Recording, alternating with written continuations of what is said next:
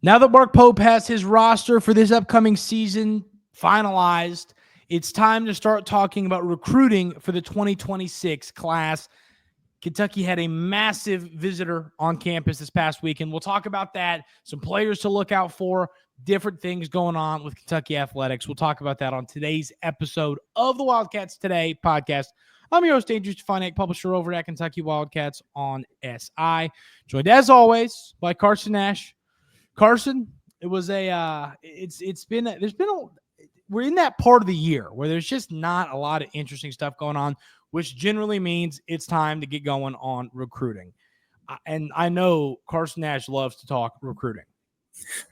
I love some recruiting. That's my favorite part. As much as I love watching the team throughout the season, it's always about learning about the next guys that gets me the most pumped up. And look no other than the number one player in the country, Tyran Stokes, on campus this past weekend for the Cats, which is huge after pushing the visit back and there was no talks of it being rescheduled. But he made it on campus this weekend, and that's huge for us.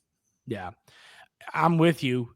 I mean, what I had heard some negative things, like you said, Carson, in talks with his visit, and he takes the visit. That's good news. I don't know how I feel about this one. And it's early. And I believe in Mark Pope always to land recruits. I do, and I believe in him, and I think he's going to have a good shot here. But I'll tell you this. One thing Mark Pope has done in this 2026 class is called cast a wide net. And that is you miss 100% of the shots you don't take. And there's a lot of different Wayne Gretzky, Michael Scott. Yes. But, there's a lot of different examples of how I think Pope didn't really do this as much so far at his time at Kentucky. I mean, in that 25 class, he obviously offered a lot of players. But, I mean, if you look up Kentucky's offer list, it's every player in the top 15 pretty much. I mean, he is going big game hunting this time around, and I think he's going to land him. And that's why – obviously, you want the number one overall player in the class. And I'm not saying I don't think we're going to land him. I say we still don't know what's going to happen in this class. We're months and months away from really getting some decisions from these kids. But, I mean, Carson, how do you feel about he took the visit? Are you warming up to the idea of Stokes playing for Kentucky? Or are you still kind of going, I don't know, we have some room to make up here? Yeah, I mean, anytime a kid is born in Kentucky and raised in Kentucky, you feel pretty good about his chances going to the Kentucky Wildcats, especially if he's that caliber of a player. So I'm definitely warming up to the fact. I was a little concerned when he pushed back the visit with no new date. But now that he visited and it was kind of out of nowhere, I feel much better about where we stand with him. And comparing that on the front of Talon Kenny, another Kentucky kid who visited Louisville, maybe I feel less good about him now than I did a couple weeks ago, and better about Tyran. So recruiting is fluid, like we say on Wildcats Today all the time. You never know. It could flip tomorrow. So yeah. I feel good now, though. And one thing I tell people when they ask me about recruiting, it has a lot to do with the different stages of where you're at. So we're in this 2026 class. A lot of kids aren't going to be committing it'll be a little while. These kids draw this process out, which you should. Heck yeah, go on visits, get some life experience. Go, people are paying for you to come to their campus and do it. Why not? I'm all for it. I'm all for taking your visits and all that. But it's building that relationship early. And Mark Pope has done that. He's got his foot in the door now.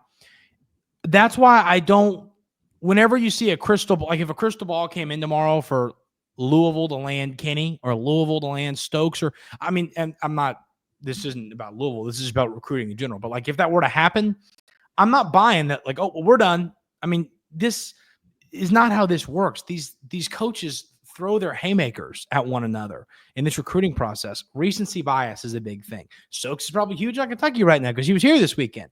He maybe will be. I saw he's eyeing a visit. I think it was to Oregon. He's probably going to fall in love with Oregon. And then he's going to sit back and talk with his parents and go, okay, let's really discuss all this.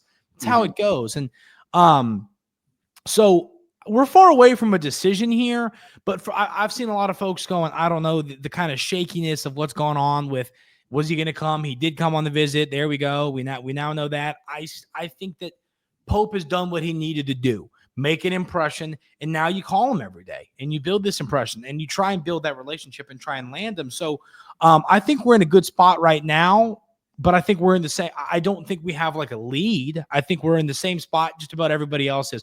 Honestly, based on what I've seen, I would say, and tell me if you think I'm wrong, Carson, I'd say we're a hair behind Louisville right now, which is not the end of the world. But. Yeah, I mean, that's just based off of social media and how you determine things that way. So, I mean, I'm not necessarily sure that's completely true either. It could be 50-50.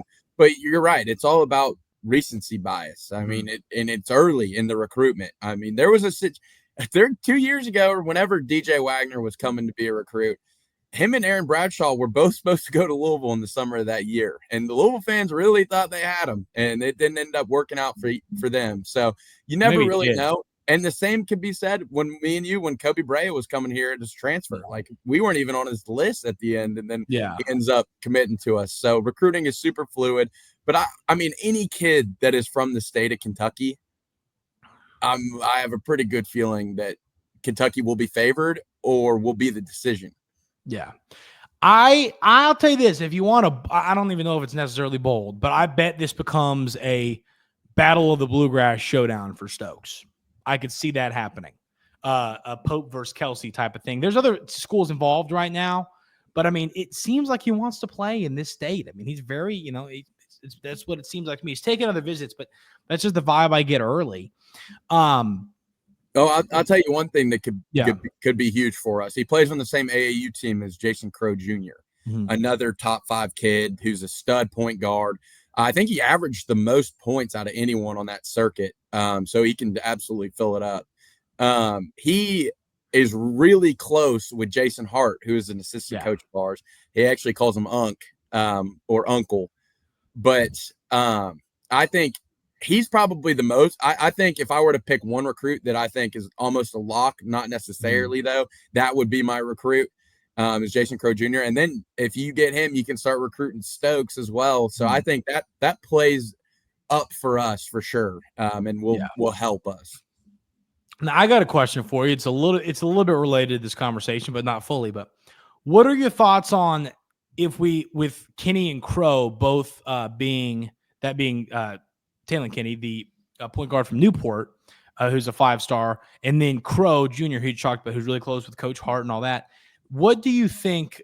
Can we get both of those guys? What happens there? Because it seems like we're in a good spot with Crow and Kenny. Would they both want to come here? Would one maybe play more of a 2? How would that work? What are your kind of thoughts there, Carson? Yeah, that situation's one to monitor because I also think it depends on what happens with Lowe this season as well. Because if Lowe breaks out and is a top 10 point guard in the country like we expect him to be, then he could get drafted, and then we would need to fill more spots. Because I think Lowe was brought in to be maybe somewhat of a 2-year piece, but if he goes in 1, you're happy. So I think that is a situation you have to monitor, like how many people do we have coming back? And because I would value Jason Crow Jr. over Taylor Kenny right now. If I'm just picking straight up, I'm taking Crow over Kenny. But then again, I think there's something to be said about a Kentucky kid playing for Kentucky. So, and you definitely don't want to lose him to Louisville. So that'll definitely be something to watch for. But I think it really just depends on the dudes on the roster right now. Yeah. I mean, there's this recruiting class, and that is part of the difference. My dad went through this the other day. I mean, which isn't a rocket science take from either of us, but NIL, obviously we've talked about on this show how it's changed the landscape of college athletics, and it has, but I mean, Otega Owe is not playing for the University of Kentucky next season if NIL is not a thing. He's not. Let's just be honest. He's going to the NBA because he's going to go make money. Yeah. And I think that has made recruiting a little bit more challenging because Jalen Lowe's a great example, right? He could be a top 10 point guard or top 10, guard in the nation this year. And then he's that, should I go to the draft? Do I come back to Kentucky and get all this money from Paul Miller Ford and Clark's Pump and Shop and do all that? Or do I go pro? And these are decisions that I think were a lot are a lot more challenging now and make it tough to recruit. Because what if Pope's pitch to Kenny and Crow's like, hey, guys, taking both of you, and maybe one of you play the 2, one of you play the 1. Maybe you're both gonna play the 1 and want to come off the bench and stuff like that. That gets a lot tougher if Lowe says, hey, coach, I'm coming back if you want to have me. And you go, oh, well, I've got these 2 5-star point guards. Now I've got 3 elite point guards. What are we going to do here? Now, you could also on the flip side say it's just good to have great talent. Sure. But if I'm Kenny or Crow, I'm saying, get me out of this. Get me out of here. I'll go somewhere else and start and try and go to the NBA. I also think it's tough. I also think this season will be huge for that kind of argument as well, because it'll be fun to see with all the talent how Pope constructs the minutes for this team. So Jasper Johnson is an example for this team, right? Like he's got all the tools to be a great scorer, great player, 5-star, going to be an awesome player. But in the non-NIL landscape, when we were used to just freshmen being awesome, we would have valued him way higher than like an Otega Owe. And so I think it's interesting because you'll see Jasper probably play about like 18 minutes a game, 16 minutes a game, and we'll get to see how that does and getting him drafted. So you could sell players on that because they're going to have the minutes are going to be diverse throughout the lineup. Like a lot of players are going to get to play through Pope, and that's not how it is everywhere else. Yeah, I agree. It's a good point. But this recruiting class, I think we're going to learn a lot about what the future looks like for a Pope roster. You know, we've really only seen one sample size. We've talked about it here. I don't consider that first roster or last year's team to be a real example of Pope's team. I think this year's a better example. 5-star recruits, elite transfers, retaining players from the previous roster. I want to see what next year's roster looks like. Is he gonna stick to that blueprint? Is he maybe gonna go back to we're gonna get some more high school kids? Is he gonna try and recruit kids that are gonna stick around for years and years and years? So I think we're gonna learn about that, and then it's gonna be a lot easier to know what Mark Pope wants to do recruiting wise. Because as I said, if he's like Arkansas used to be in the portal back when they had Musselman.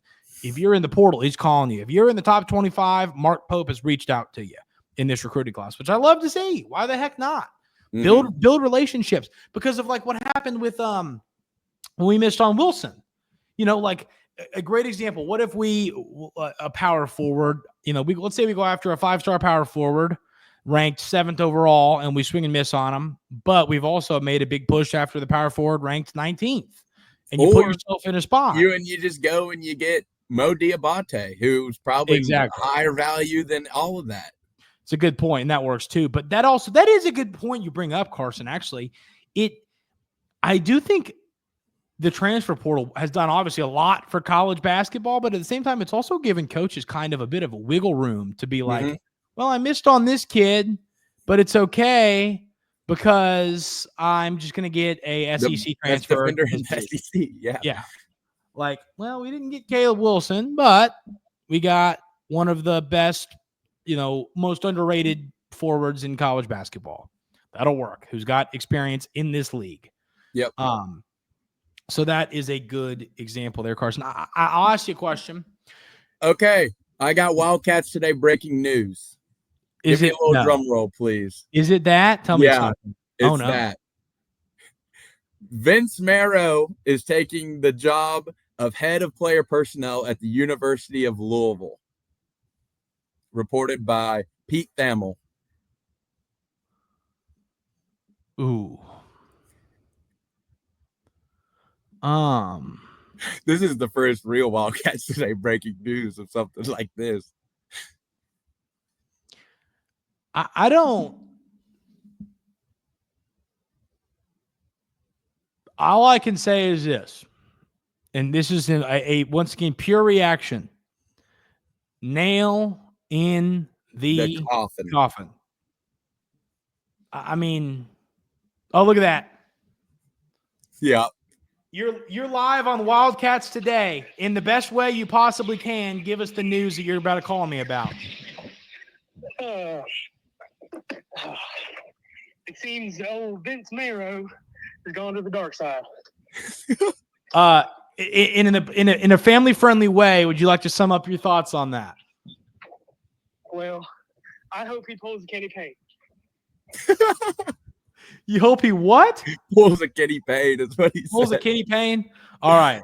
Well, we'll call you back about this in a minute, buddy. That was Cam Boffman breaking news. That's funny. That's crazy. That's crazy. And I don't think you could have summed it up better. I mean, that's the nail in the coffin. Yeah. You want to do something about this tomorrow and really talk? We'll dive deeper into this tomorrow. So we'll put something up tomorrow. As more info comes out, and we'll talk about this in the future. And this is a bad look, guys. This is a bad look. And we'll talk about it. We'll talk more about it tomorrow. So we'll do that. Carson, any other thoughts on these recruits on what we got basketball wise before we get out of here for today? Nah, that's all I got. Glad basketball is looking up. Seriously. Keeping me happy. Is looking down. So like the L's. Yeah, I'm with you. So, ladies and gentlemen, like I said, we will put this obviously up today, a little bit of recruiting stuff. That'll be a big off-season topic for us. We get, we'll really, that list of, like I said, the 20 guys we're after will get cut down to 7 real quick, and we'll start diving deeper into those guys. Yeah, and you'll really know who we're targeting. Quickly. Exactly. So we'll do that. But yeah, so tomorrow, Carson and I will do something quick, and we'll talk about this because this is a serious conversation. So be ready for tomorrow. I mean, this is embarrassing. It's a bad look, and we'll talk about it tomorrow. So any other thoughts, Carson, before we get out of here? That's all I got. Hope everybody enjoys their rest of their Monday. Yeah. That is going to do it for today's episode of the Wildcats Today Podcast. Hit that subscribe button if you haven't already. We'd appreciate it. And we will see you tomorrow to talk a little bit of football right here on the Wildcats Today Podcast.